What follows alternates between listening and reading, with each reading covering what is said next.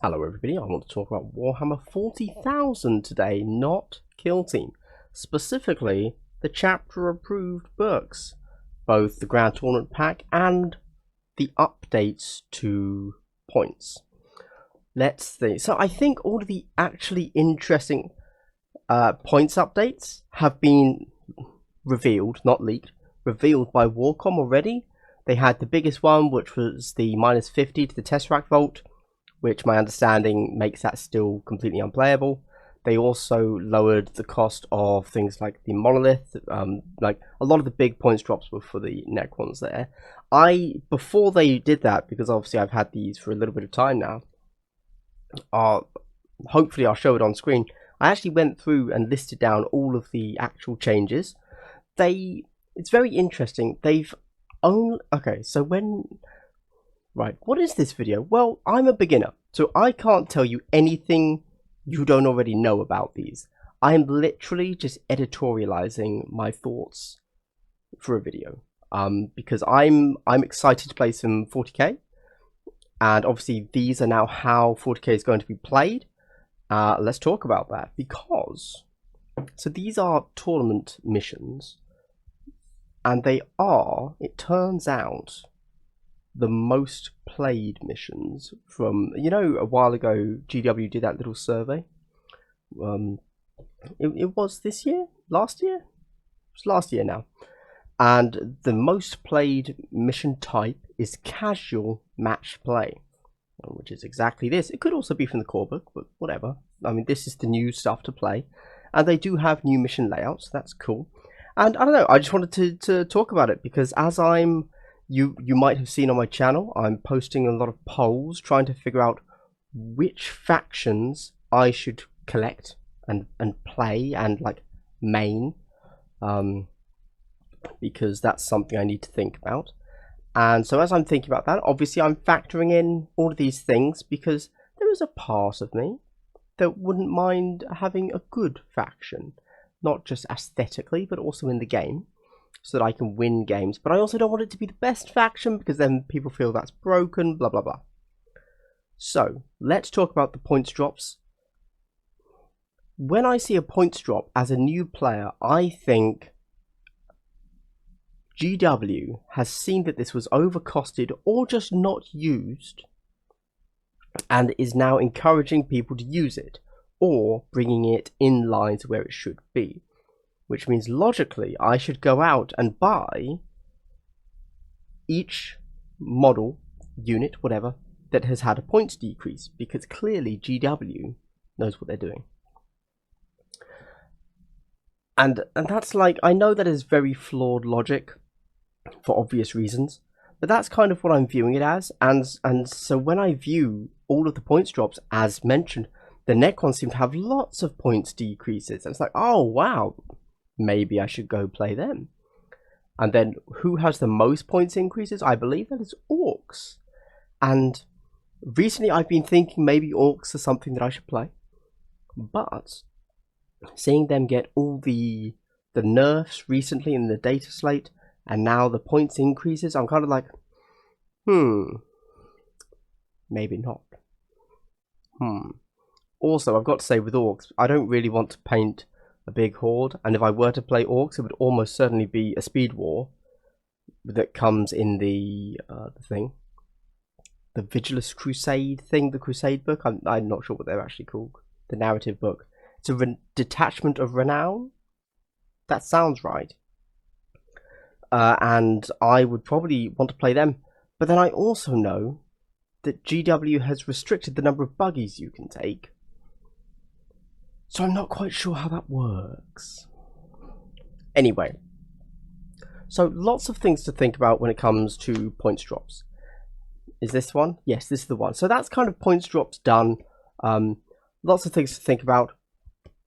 From what I had heard, I feel like they should have done a little bit more with the points drops. Things like Hive Guard only being taken out 5 points. Come on. And the Twin Volkites also only went down by 5 points, I think. I was like, oh. these are the things that are all over the top tier tables. Surely they should have taken a little bit more of a nerf. Whatever. And then also, oh, you know what? The one thing that has mildly frustrated me is the -3 points to flayed ones. Because I never got, because they're bad models, even the new ones. They're very expensive, and I didn't get access to any of the Imperium issue 38 or whatever it is, where you got them for like £8, because that just instantly sold out everywhere. So a little bit salty, but then at the same time that means I don't have to build any more flayed ones. Whatever. Anyway, let's talk about the new missions. Now, there's been a few changes here. We need to talk about the changes to subfaction mixing, the changes to terrain, and the changes to secondaries. I've had a quick look through the mission layouts, like the deployments and objective placements, and I don't know enough to say if that's good or bad. I'm going to be honest, I kind of suspect that they just did that to make it different. I'm not sure. Who knows? You know, that's just kind of my guess, my completely baseless guess. You know, I had at least never heard anybody saying, "Oh, I can't believe we have to play Incursion Mission 5 or whatever." And that's the other thing I need to mention. I have only ever played 1,000 points Incursion level games, so I don't know anything about the 2,000 point game. And with that said, I know that obviously they've updated Retrieve Octarius data to Retrieve Nachman data, so R&D, Research and Development, weird. And I don't even know what that change is, because in Incursion, in an Incursion size game, more specifically on that size board, Rod is super hard to score. So it was never something I took, or I think I took it like twice, because, you know, everybody online says it's like a thing that you can reliably score and stuff. And I was like, no, what are you talking about? Like, yeah, the Incursion size board brings a different level of meta to the game you're playing, where traditional secondaries aren't always the best to go. For example, there are some I know where you have to kill a certain amount of models, and at 1,000 points you just literally can't. Same for Rod. Likewise, transports are less effective because you don't need them, because you're always in range of everything. Like, doesn't, oh, 12-inch pistol, cool, you're still in range. It's fine, after one move you're in range. So it does change the meta of the game a smidge. And I honestly don't know any of the other secondaries. I do like that they have given, you know, as a concept, I don't know if they're actually good secondaries, that they have given faction-specific secondaries, because obviously some factions currently don't have their codexes, so they don't have access to those yet. I have heard they're not great, but whatever. Or for some they're good, for others they're pointless. So that's cool. You know, good idea, can't argue with that. I also like that they gave those out in White Dwarf, I'm a subscriber to White Dwarf, so I got those, and I punched them all out, and I put them in sleeves, so nice. That was a nice little addition to my Gene Stealer Cult's White Dwarf issue. What else did I have to say about? Subfactions. So when it comes to subfactions, I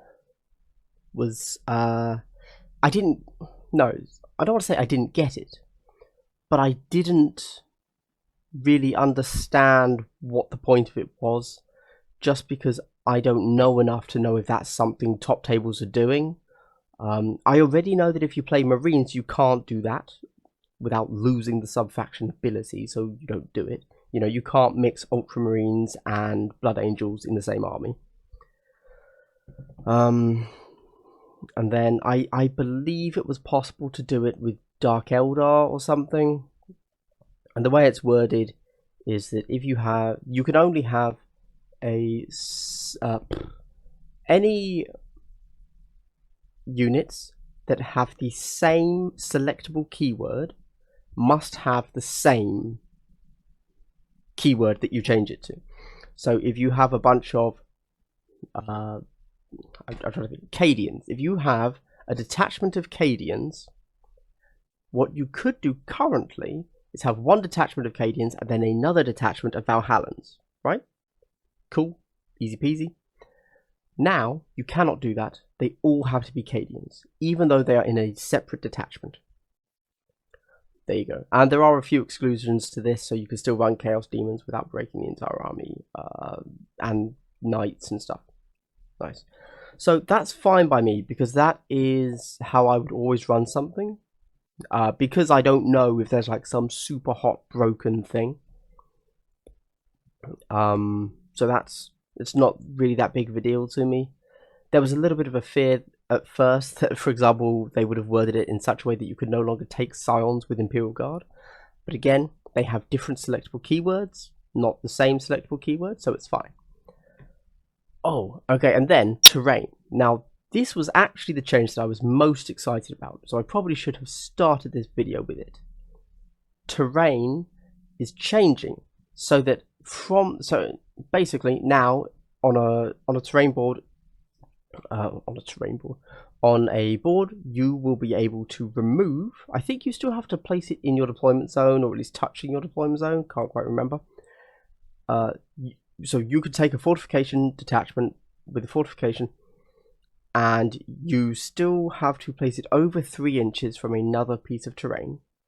But if there is not room, you can remove one of the pieces of terrain, and then you can place your fortification there. That's cool. I like that. I had a quick look at different layouts that are used in different tournaments, and so therefore it looks like, from what little I can tell, looking, top down, eagle-eye views, you will always be with that rule in place, you will always be able to place one of your fortifications. So that's pretty cool. I like that. Which then made me go and look at fortifications to see which are good, and therefore I could now take.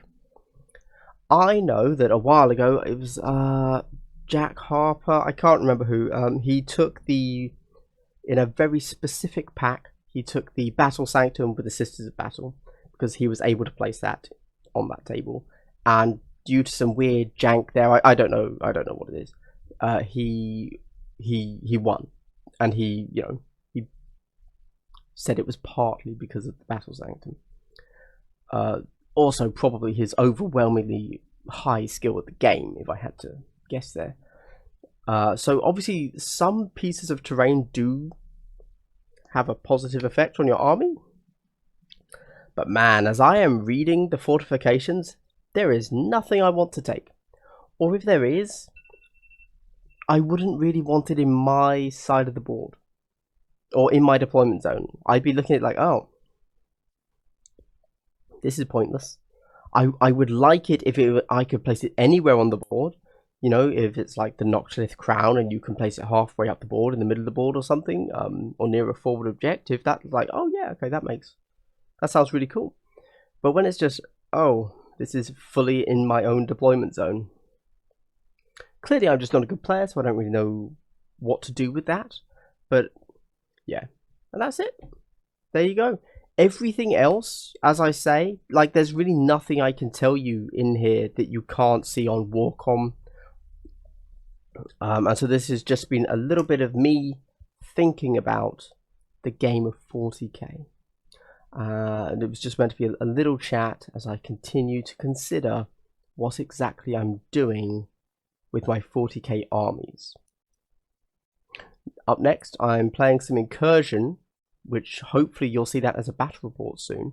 But it's going to be Incursion, so 1,000 points, but played on the full-size board. Because I believe, from a lot of the issues I'm having with Incursion-sized games, more space would make it more tactical. Right now, 1,000 points on a 44 by 30 is very... I mean, you're just moving 2 armies towards each other as a block and doing something. Like, there really isn't any tactics, which is fine for learning the game. I think, you are just getting used to rolling some dice. Very similar in my mind to playing 2 Marine factions against each other in Kill Team. Like, it's fine. Not a huge amount is going on, but you are learning the game, and this is a totally valid way of learning the game. but I really think you need more space to do anything tactical because the small board just doesn't give you many options. Okay, everybody, well, that's the end of this video. I've deliberately kept this super casual, no editing, because I don't think my knowledge of 40k is worth editing yet. It will one day, but anyway. Guys, this has been me, Andy, and I will see you very soon. I hope you've had a good day and continue to have a good day. Goodbye.